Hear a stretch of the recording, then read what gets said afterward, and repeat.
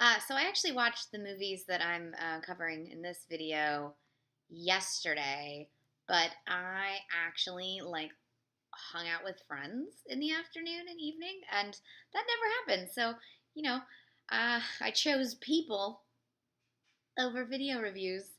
Uh, Please forgive me. But at least this is more than like a week later, less than a week later, like my review from yesterday. Anyways, I watched two films yesterday in theaters, both of which are in limited release. The first one was Trains Runnin. It's a documentary. I don't know if you've noticed, but I've watched a lot of documentaries lately. They're great. This one is directed by Samuel Pollard, and it's about two blues singers in 1964 who were rediscovered by two separate groups of blues enthusiasts. One group from California, one group from New York. They all ended up in Mississippi on the exact same day that both groups found both of these musicians that they were looking for. The three activists from the Freedom Summer went missing and later were discovered to be killed. All three of these things happened on literally the same day in June of 1964. It's crazy coincidental. And so this documentary, even though it's called Two Trains Runnin', which obviously is a riff on the song Two Trains Runnin', it's really about three things. These two different groups searching, and then sort of a nice clip notes on Freedom Summer. And there's a lot of other great documentaries that just focus on Freedom Summer. But it shows the way in which music and art and culture intersect with economics and human rights. And it's interesting to see that all of these things all came from this one hotbed state. And they make a great point at the end where when this was all happening, Mississippi was literally the worst state in terms of civil rights. That's why that was the focus of Freedom Summer and of the voter registration drives. But now it's on all of the state, signs. It says "Birthplace of America's Music," and now they are actively showcasing the fact that this is a state where these wonderful Black musicians came from, and this amazing music was from here. Obviously, we still have a lot of issues in terms of civil rights in this country, and this documentary talks about that as well, and sort of shows how 50 years ago they were working on the Voter Rights Act, and then how in 2016 it was the first election where so much of that was stripped away.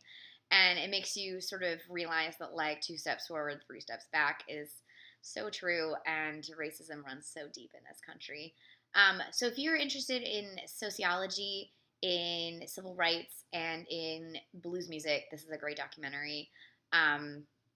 It's narrated by Common. It's just it's similar in concept to Searching for Sugarman. If you saw that documentary, it won the Oscar about 5 years ago, where they recreate some of the historic sequences using animation.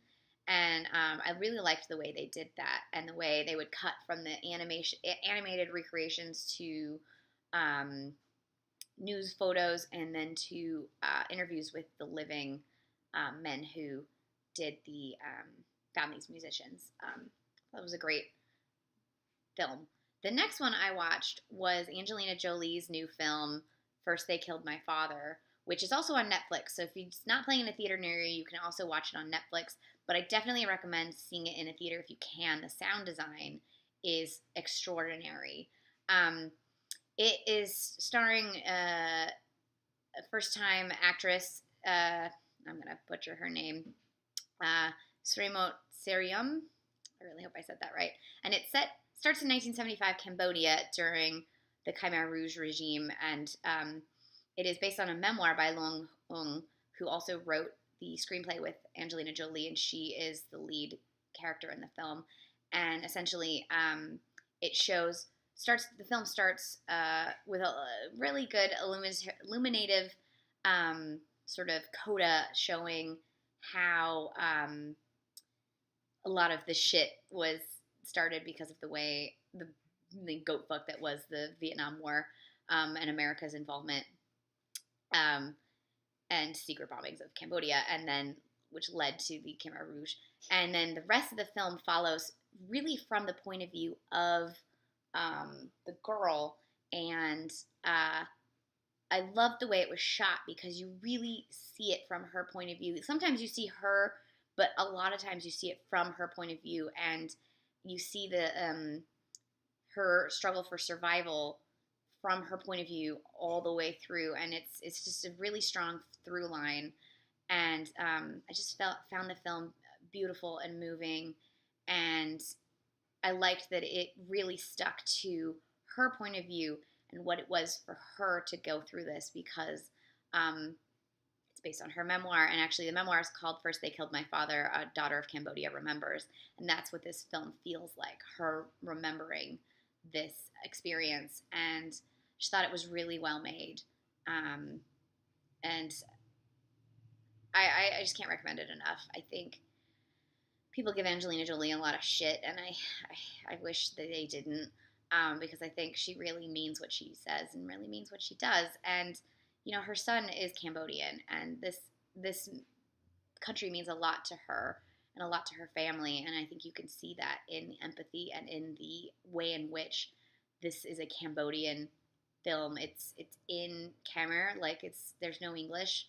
It's Khmer and French, really.